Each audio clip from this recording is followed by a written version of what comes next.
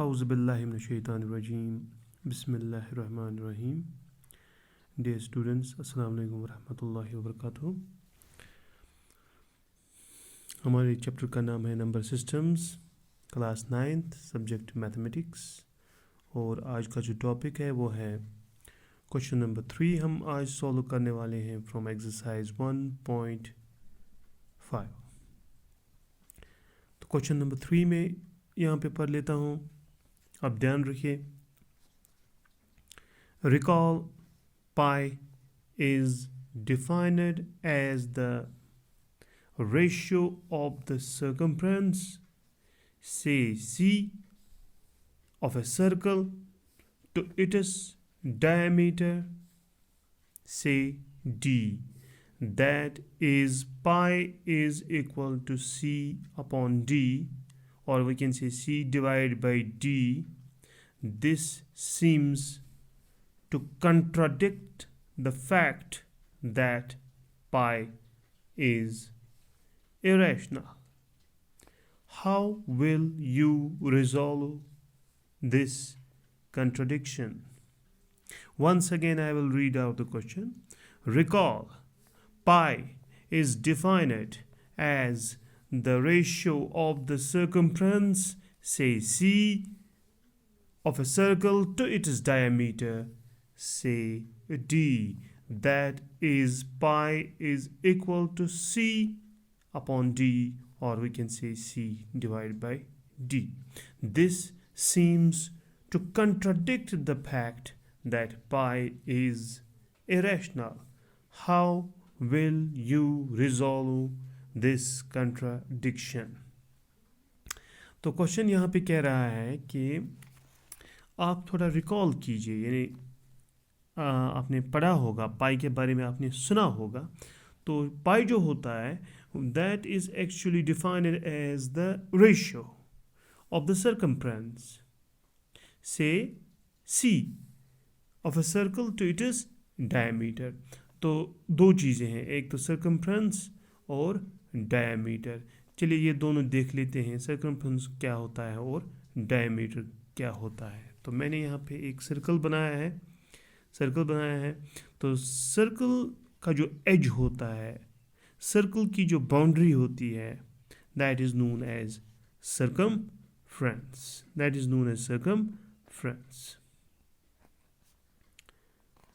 Circle की जो boundary होती है, सर्कल का जो एज होता है, उसे हम क्या कहते हैं? उसे हम सर्कमफ्रेंस कहते हैं।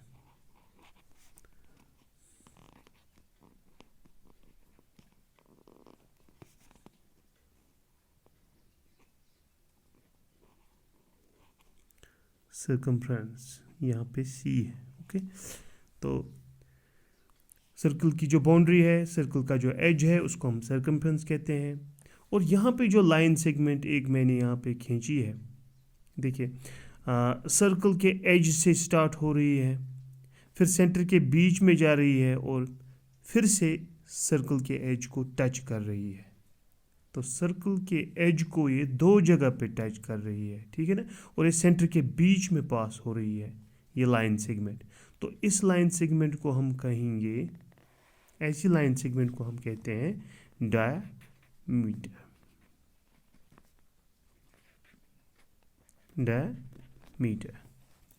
So we have two things, circumference and diameter. इनका जो रेशियो बनता है, that means circumference upon diameter. Circumference के बदले हमें C इस्तेमाल करना है और diameter के बदले हमें D इस्तेमाल करना है। ये तो इसने क्वेश्चन में कहा है, आप देख सकते हैं, circumference से C। तो circumference के बदले हमने C इस्तेमाल किया, और डायमीटर के बदले इसने कहा है से D। तो डायमीटर के बदले मैंने यहाँ पे D लिखा। तो इनका जो रेशियो बनता है, यानी सर्कमफ्रेंस और डायमीटर का, तो वो तो बनेगा C अपॉन D, या हम कहेंगे C डिवाइड बाय D। ठीक है, तो यहाँ पे हम स्टार्ट करेंगे। तो as per the definition of pi, we have it is the ratio between the circumference of a circle to its diameter. So we know, हम ये जानते हैं, we know pi is equal to circumference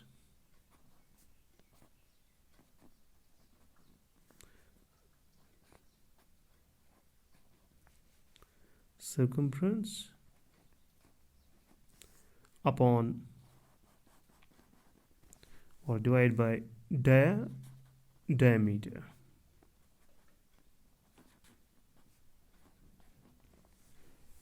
हम ये जानते हैं कि पाई जो है वो बराबर होता है circumference upon diameter. Circumference upon diameter. Okay. Pi is equal to circumference divided by diameter. तो circumference जो है वो हमें उसके बदले c यहाँ पे लेना है और diameter के बदले हमें यहाँ पे d लेना है, यानी c divided by d. Pi is equal to c divided by d. c means circumference and d means diameter. तो क्या आपको ऐसा नहीं लगता है कि ये p अपॉन q की शक्ल में है? ये तो p अपॉन q की शक्ल में दिख रहा है. It looks to be in the form of p by q. This c by d looks to be in the form of p by q. और जो नंबर p by q की शक्ल में होता है, आपने क्लास में भी पढ़ा होगा कि that number is known as rational number. The number which is in the form of p by q is a rational number. It looks to be a rational number. C upon d looks to be in the form of p by q and it looks to be a rational number, isn't it? Further, मज़ीद अगर हम देखेंगे पाई का जो हम अक्सर value लेते हैं, further value of pi is often का मतलब हुआ अक्सर. जो वैल्यू ऑफ पाई होता है उसको हम अक्सर क्या लेते हैं? टेकन एज, आपको याद होगा 22/7.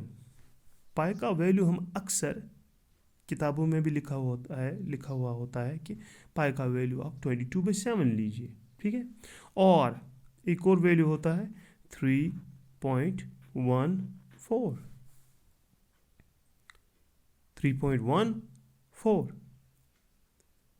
और अगर हम इन दोनों नंबर्स की तरफ देखेंगे 22/7 or 3.14, both these are rational numbers. 22/7 is a rational number.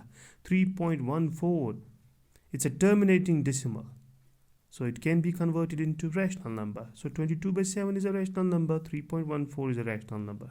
So we can say that pi is a rational number. According to this, and according to the definition of pi, we have c upon d that looks to be in the form of p by q. Or we can say, if we take the value of pi 22/7 or 3.14, it seems that pi is rational, which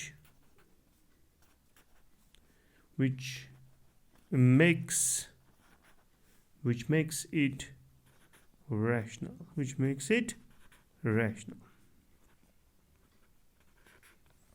तो definition के हिसाब से c by d बनता है जो कि p by q की शक्ल में लग रहा है कि पाई रैशनल नंबर है. और अगर हम इनके वैल्यूज़ भी चेक करेंगे, पाई का वैल्यू हम अक्सर लेते हैं 22/7 और 3.14 जो कि रैशनल नंबर्स है. तो इससे ये पता चलता है कि पाई जो है ये रैशनल नंबर है. मगर हमें पता है pi is not a rational number. Pi is an irrational number. Pi जो है ये irrational number है, ये rational number नहीं है. इसलिए कन्फ्लिक्ट कंट्रडिक्शन है, तनाज़ा है, प्रॉब्लम छ यह तुम वुचो this seems to contradict the fact that pi is irrational. हमें यहाँ पे निकला पाई इरेशनल, मगर हमें तो ऑलरेडी पता है कि जो पाई है that is an irrational, so there is a contradiction. यहाँ पे तनाज़ा है कि क्या ये रैशनल है या फिर इरेशनल है। तो डेफिनेशन के हिसाब से हम कहाँ पे पहुँचे हैं? डेफिनेशन के हिसाब से ये बनता है कि pi is rational, but in actual pi is irrational. So यहाँ पे हम लिखेंगे but pi is irrational. Pi is irrational. Pi irrational होता है, and there is no contradiction, and there is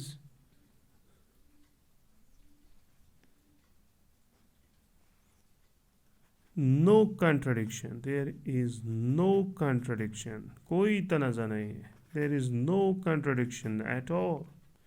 There is no contradiction at all.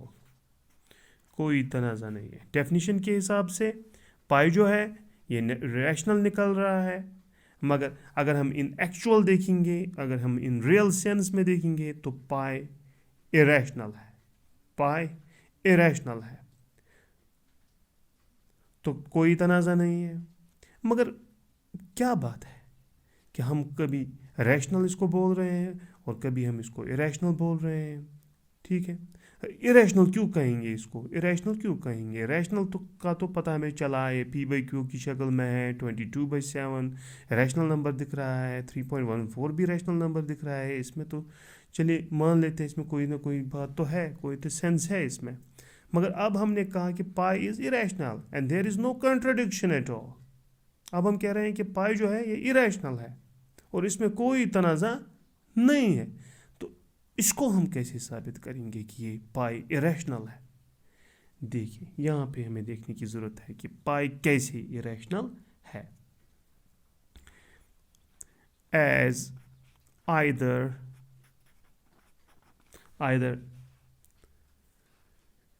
C means circumference or D as either C or D or both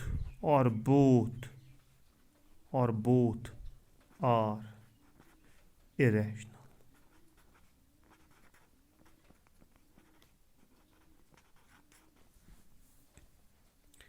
पाई क्यों irrational है?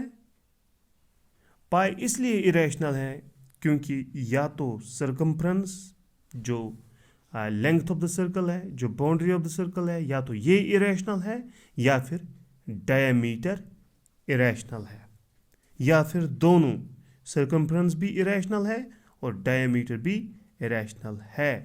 तो जैसे ही circumference irrational होगा तो ये सारा नंबर जो है, पाई का जो वैल्यू है वो इरेशनल हो जाएगा। या अगर डायमीटर इरेशनल हुआ तो ये सारा जो पाई का वैल्यू है ये इरेशनल होगा। अगर दोनों इरेशनल हुए तब भी ये इरेशनल ही होगा, तब भी पाई का वैल्यू इरेशनल होगा। सर्कमफ्रेंस अगर इरेशनल हुआ तो सारा पाई का वैल्यू इरेशनल होगा। डायमीटर अगर इरेशनल हुआ तो ये सारा पाई का वैल्यू इरेशनल होगा। अगर दोनों इरेशनल होंगे तब भी पाई का वैल्यू इरेशनल होगा। तो ये डिपेंड करता है हम पाई को इरेशनल क्यों कहेंगे। पाई को हम इसलिए इरेशनल कहेंगे क्योंकि या तो सर्कमफ्रेंस या फिर डायमीटर या फिर दोनों इरेशनल है। तो आप कहेंगे कि डायमीटर कैसे इरेशनल है? डायमीटर की लेंथ हम लेते हैं 2 सेंटीमीटर, 3 सेंटीमीटर, 4 सेंटीमीटर, 5 सेंटीमीटर, वो तो इरेशनल है। इरेशनल कैसे कहेंगे हम? हमने तो यहाँ पे लिखा कि या तो सर्कमफ्रेंस या तो डायमीटर या तो दोनों इरेशनल है। डायमीटर कैसे इरेशनल है? हम तो इसकी लेंथ अक्सर लेते हैं 2 centimetre, 3 centimetre, 4 centimetre, 5 centimetre. How is diameter irrational? देखिए, जो लेंथ होती है, जो भी हम लेंथ लेते हैं, किसी भी चीज़ की हम लेंथ जो लेते हैं वो हम लेते हैं अप्रॉक्सीमेट लेंथ। हम अक्सर क्या लेते हैं? अप्रॉक्सीमेट। इसको हम कभी एक्यूरेट नहीं लेते हैं। हम कभी इसको एक्यूरेट नहीं लेते हैं। किसको? लेंथ को। जैसे कि यहाँ पे हमारे पास डायमीटर है, इसकी लेंथ होगी 2 सेंटीमीटर या 3 सेंटीमीटर या 4 centimetre. That will be approximate, not accurate. Accurate कोई नहीं बता सकता है। मैं यहाँ पे अगर लाइन सेगमेंट यहाँ पे डालता हूँ, मान लीजिए मैंने यहाँ पे लाइन सेगमेंट एक डाली ए बी, इसकी लेंथ मैंने 3 सेंटीमीटर ली, ठीक है।